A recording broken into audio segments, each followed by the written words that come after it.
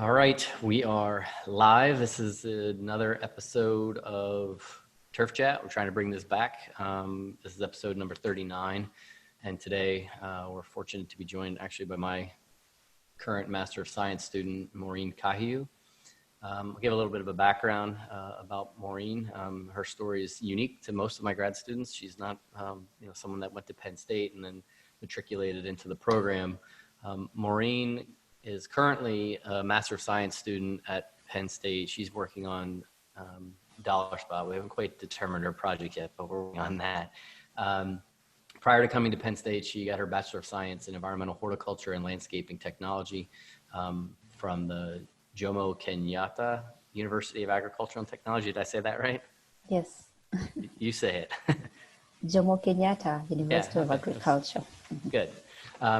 So prior to coming to Penn State, Maureen was the superintendent in Nairobi, Kenya, which I think makes her story pretty interesting. She got her undergraduate degree. She then went to work on a golf course as an intern, and then got promoted quickly to an assistant, and then eventually became the golf course superintendent at Bet Lab Sports Club in Kenya. And one thing I find fascinating about her, if anybody has questions, is that she's actually a RNA level 2 certified golf rules official. Now, that is something I'm going to ask you about later, but I remember in high school reading the rules of golf, the real thick version of the rules of golf, or decisions to the rules of golf, and was always fascinated by it, but could never really make that happen. So, Maureen, welcome. Thank you for joining us today and sharing some of your experiences. Thank you, Dr. Kaminski, for having me. So I think before you get started, I just want to tell everybody that's in here watching some rules. If you have a question for Maureen, you don't have a microphone, but you can basically type your question in the Q&A, and then I'll be monitoring that, and then I'll maybe stop and interrupt, or just save it till the end. We'll see how it goes. But otherwise, I'm now turning it over to you. I'm going to mute myself so I don't interfere with you, and I look forward to hearing your presentation. Thanks once again for having me. I think I'm just going to dive right into it. So like the screen says, the Kenyan superintendent, but only based on my own experiences. So yeah, the introduction has already been done by Dr. Kaminski. So let's start with golf course maintenance in Kenya. Kenya is basically a tropical country in East Africa, which is like the regional business hub of East Africa and Central Africa. So it is the country with most golf courses other than South Africa. So definitely we have tried to up our game in golf course management. We have courses that host the European Tour and the LPGA Tour. So, yep. We also have different categories of golf courses. We have the city golf courses, which are the best maintained, basically, followed by the coastal golf courses, and then the upcountry golf courses, which are a bit old-fashioned. They do take care of their golf courses, but they are not very sophisticated about it.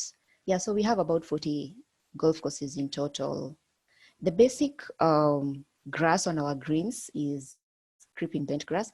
I'm going to dwell more on the city golf courses because that is where the most interest is on.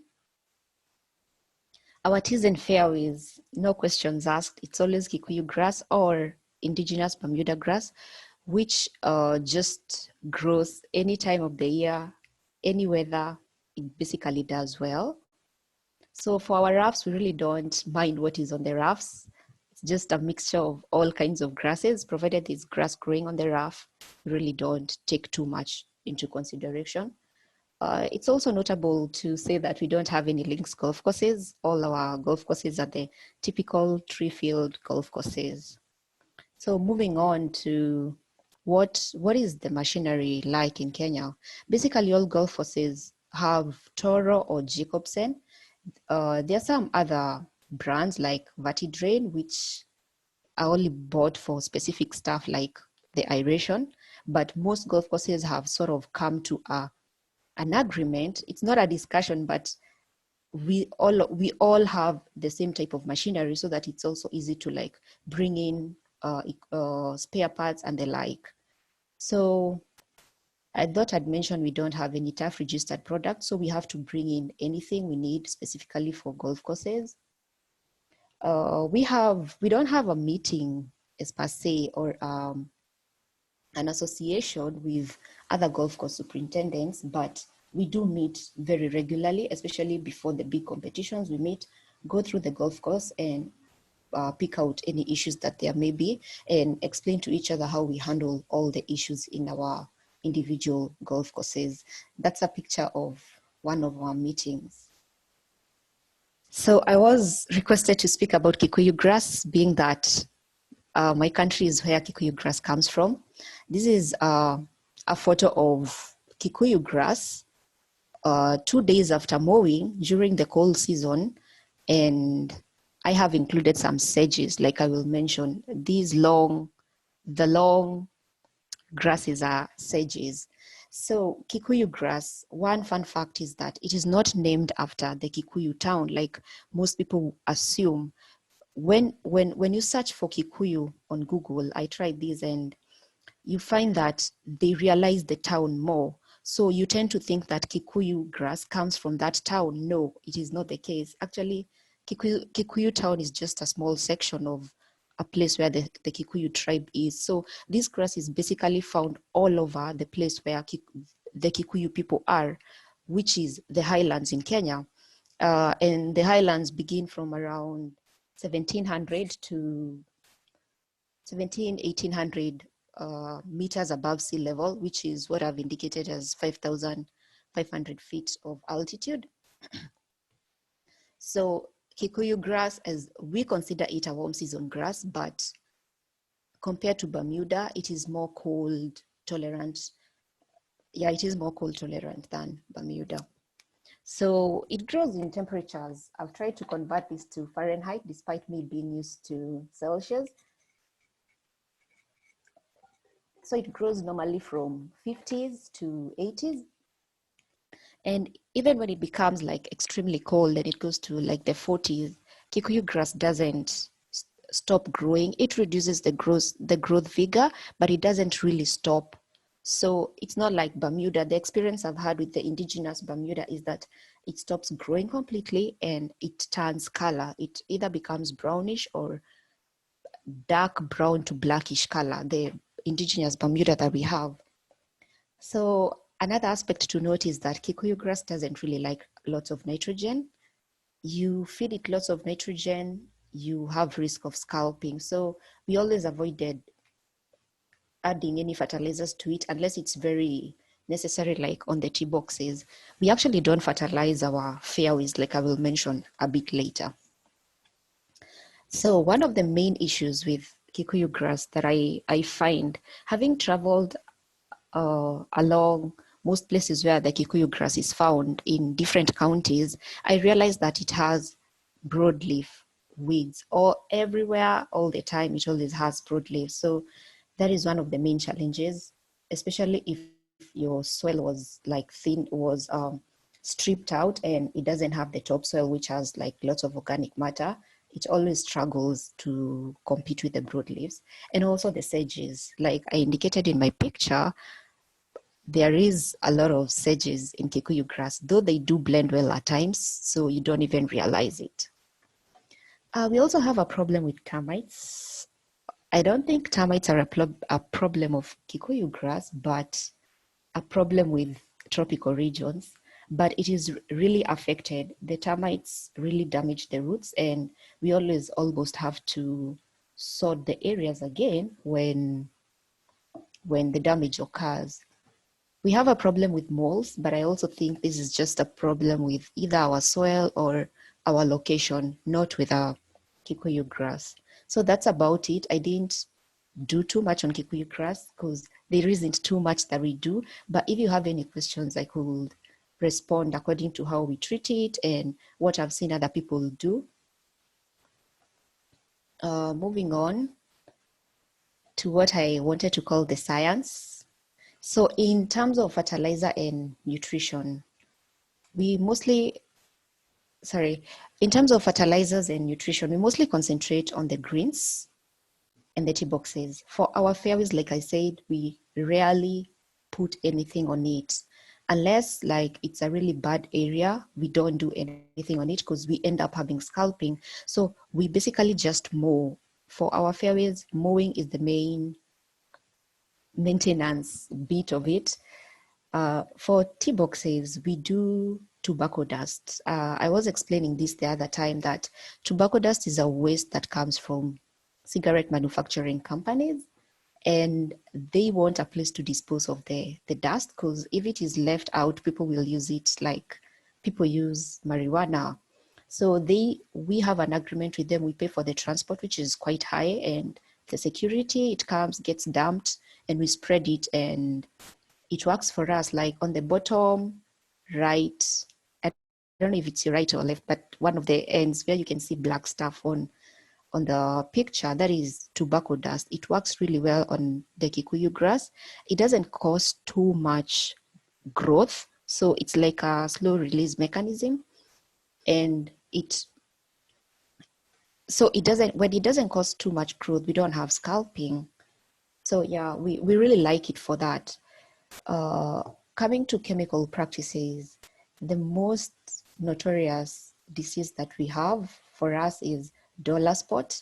There are times we will spray fungicides even twice a week. Despite using the wetting agents, our rains are very heavy. So we get the washout. As much as we use some wetting agents, it might rain like straight for 12 hours without stopping, and it's heavy rain. So there is the effect, and we get hit by dollar spot a lot. Another thing that hits us a lot is the slime mold, like on the second photograph. It comes when after rain, and then we use our affluent water. We don't know, I don't know what happens, but when the two mix, we always get slime mold. So basically I use chlorothalonil to like make it die down, and it always worked for us. Yeah, we also have lots of insecticides because of the insects like termites and the caterpillars. We don't have weevils. So my main problem is ants, termites, and the caterpillars. So getting back to weeding, we do pour weeding by hand, with by labor, of course, by manual labor.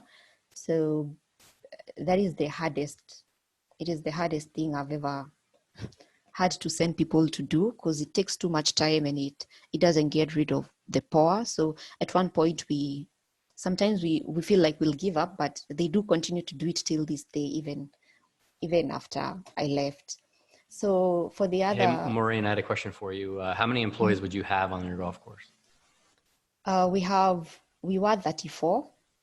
We hovered around 34, 37 there. Got it. Yeah. So I think I'm gonna move on to man versus machinery. Oh yeah, like I said, we had a 34-member team. This is inclusive of two technicians and some drivers and the manual laborers. So also we had an irrigation specialist who is basically like a plumber. So we have an automated irrigation. It has the sprinklers and all, but it doesn't have like the automated board where you just select and you get water running, or you get the sprinklers up whatever time you set. No, you have to go and open up the hydrants one by one.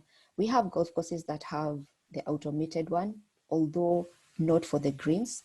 They have automated sections for the fairways and the tee boxes, but for the greens, we've mostly left it to doing it by opening each hydrant one by one. So we use Toro, like I said, mostly, like here I said.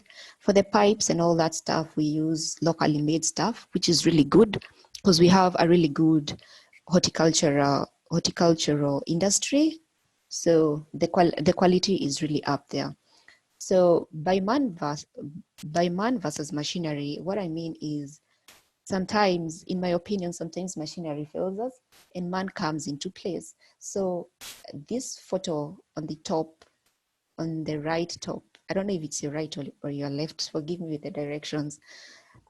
This photo here shows that at times machinery fails us, like the sprinkler didn't cover this very well. It stopped at one point and we didn't know that it would get that bad and we didn't have enough power. So when this happens, when machinery fails us, we use man, which is the most efficient, according to me, in terms of irrigation especially.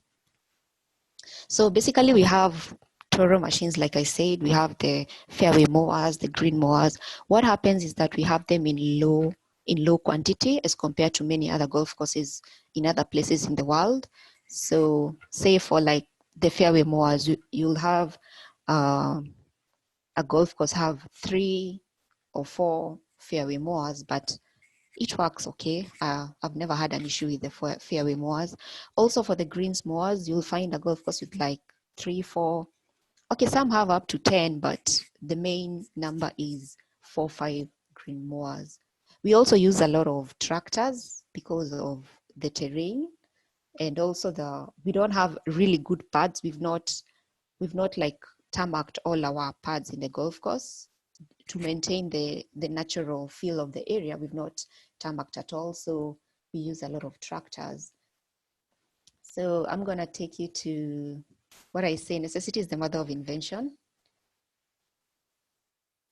So when you have a need, you normally you become creative to sort the issues you have, as much as you might not have the finances. So you come up with whatever you have. And here we moved from this handheld, let me call it a device, to separate the Kikuyu grass from the bent grass greens, to this small machinery here that we used very old spare parts from old machines. And we moved from this edging here to this. So this whole cycle here is an improvement from a really bad like edge, which would cause the golfers to take a drop because the ball would never roll through this place smoothly. So this is what we moved to.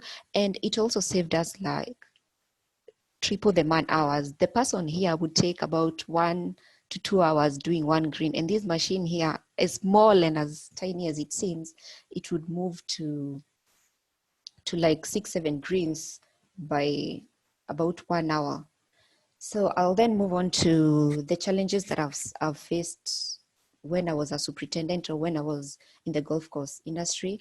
My main challenge, and one we share with all the superintendents, is that golf courses in the tropical regions are open like every day of the year. There is not a single day that either of the Kenyan golf courses was closed. So that is trouble for us because you never have enough time to work on your areas. So definitely when it's open year round, you have to do aeration with people playing the golf course. You have to do everything with people playing the golf course. Another disadvantage is that for 4 days in a week, we only work for 4 hours because there are so many people who want to play the golf course and they come in early. They'll come in at around like 6 a.m. So they'll find us done with like the first bit of the golf course and just remaining with the last bit. So this cuts down our time to work very, very much so. We also have machinery shortage. Like I said, like I had in the slide before, we didn't have a top dresser. We didn't have any machine other than the green mowers. We didn't have any machine that would ride on the green. So I'm gonna show you. So this is what happens. You aerate, you collect all this by hand, you sweep by hand, you top dress using shovels. You use so much of staff hours with this kind of job. Then you drag the drag mat by yourself. So it takes us about a week or so to aerate, and that is when we are very efficient. And we have worked at night, especially for aeration. We do it at night. Then the sweeping team comes very early in the morning, like 4 a.m. sweeps, so that when the golfers are coming in, they will find at least some of the greens are clean. Yeah, we also have challenges of machinery shortage. Like I said, this is a roller that I found in one of the golf courses. you fill it up with water and two people pull the roller across the grains. Of course, it's not as effective or not even nearly as effective as the current greens rollers people use. But it's funny enough because we used to maintain green speeds of 11 for like more than half the year. So it used to work. As much as it is a bit unorthodox, it used to work. So we also have a lack of skilled technicians. This is one of the pump houses in my former golf course. We have a challenge with getting people who are skilled enough to deal with things like pumps, machinery. Even machinery is quite a big problem because the only technicians we normally have is those who are used to working with vehicles, which is a bit different for machinery, but that is being overcome day by day by training people, like jobs, hands-on training. Yep. So I had a section here for the challenges I faced as a young woman. There's always the question of your age. Why are you so young and you're a superintendent? And especially the staff would not want to listen at times, but I'm glad that the board and the management were always very supportive. They also have male chauvinism. It is an African country, and definitely there are some tribes. As much as Nairobi is very forward in most of other sections, we have some people who are still very chauvinistic. Males don't want to listen to females. So it was quite a challenge. You'll have someone tell you to your face, they don't take orders from a woman, and it's not even an order. Some don't even want to work with women greenkeepers. So it was quite a challenge, although I found my way around it. Yeah, I don't have much to say. I try to keep it short and do it fast. So thank you for listening all. If you have any questions, please push them to Dr. Kaminski. Yep. Over to you, Dr. Kaminski. Yeah, I'm back. I'm trying to move the things I can see the picture. So yeah, there are some questions, so I wanted to get through them. But thank you. That was awesome. Like, I just think that just getting a different idea of what other people in other parts of the world deal with are like I've been to South Africa and I know what things are like there, but I imagine that golf and golf management in Nairobi is probably, or in Kenya is very different than even golf in South Africa. Yeah. First, how did you, someone said, well, how did you get interested in golf? Like, you know, in turf grass management, like how did that even come about for you? This started when I was a very young child in primary school. The primary school I used to go to used to take us swimming to a golf club. So that is how I first got introduced to the golf environment. I was always interested because my parents used to take us for mini golf, and I would always wonder how come the golf course has real grass but mini golf doesn't have real grass. So that is where the fascination started. And so when I was going into university, I sort of knew what I would do, but I didn't know that the golf course industry would be like receptive to me. So I had always thought I would go into landscaping or horticulture, but at least I got a chance to get into it. Yeah. Do you play golf? I mean, I know you say you play mini golf, but do you play golf? I do, but I'm not handicapped, so I don't know if I should count as a player, as a golfer. If you played 18 holes, what would you shoot? I don't want to say that. I had a question before I get to the next question. You talked about chemicals and the products that you had. Basically, you get them from ag. And I know the kikuyu grass with the puffiness and the scalping issues is really bad. When I went down to Chile for the international turf meetings a few years ago, they talked about the use of Primo and PGRs. Did you have access to any PGRs that you were able to use? You don't have any? No, unless you use horticultural PGRs, which are, I have tried some in small sections, and they don't work too well with the turf because they're made for flowers. It's not like for the other products where we take things made for cereals and it will work well. So we didn't have PGRs. We just used to do really little fertilization so that growth is not too much. Mm-hmm. Yeah.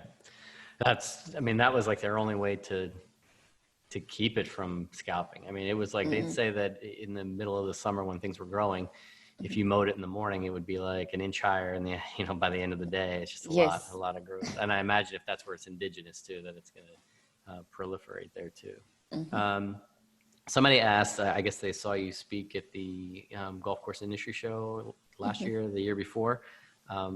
They wanted to know like how that came about. How did you get invited and brought down there to speak? I was actually, someone reached out to me via Twitter. That is how it all started. They had seen that I am a golf course superintendent in Nairobi, and they reached out to me via Twitter to come and speak at the ladies leading event. And while I was there, I got the opportunity to also speak about Kikuyu grass. So I don't know, whoever is asking the question, I don't know which of my talks they attended. I don't know, maybe they'll chime in.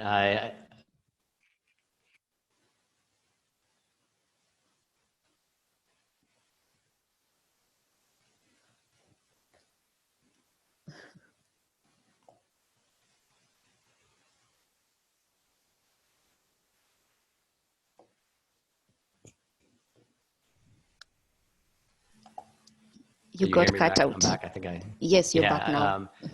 I think that it was about the one regarding the women in golf, but you also got invited kind of last minute to speak about the Kikuyu grass. Obviously, you're more than willing and interested in just, all of a sudden getting up there in a group of people and speaking on short notice. Where does that come from? I mean, where does that confidence and that, that willingness to just say whatever and do it come from? Maybe because I'm a firstborn, so you always have to take one for the team. Nice. Probably. So the other thing I had a question about had to do with the tobacco dust. Do you know what's in that? Is it literally just tobacco that is like the dust that comes out of when they're making cigarettes? I just wondering if there was iron or something, because there's not a lot of growth, but the color was very dark. Like you could see the dark color in that picture you showed. So I was wondering if there was a large amount of iron in there or something.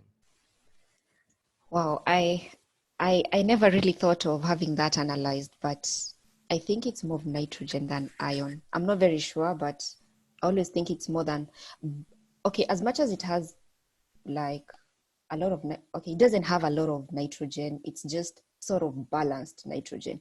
The good thing about it is that it is like a slow release. So it stays there for a very long time, but the growth doesn't like come in bouts. It's just very slow and very nice.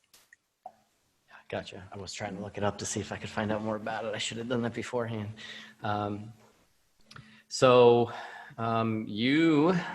We're almost done here, but you came to Penn State, obviously starting in January, and then the coronavirus hit us in March, and now you're like everybody else working from home. How it's not a usual adaptation to the United States, but how are you like getting along in this environment and with Penn State and research and all of that? Obviously, we haven't started your research, but you're still busy working on things.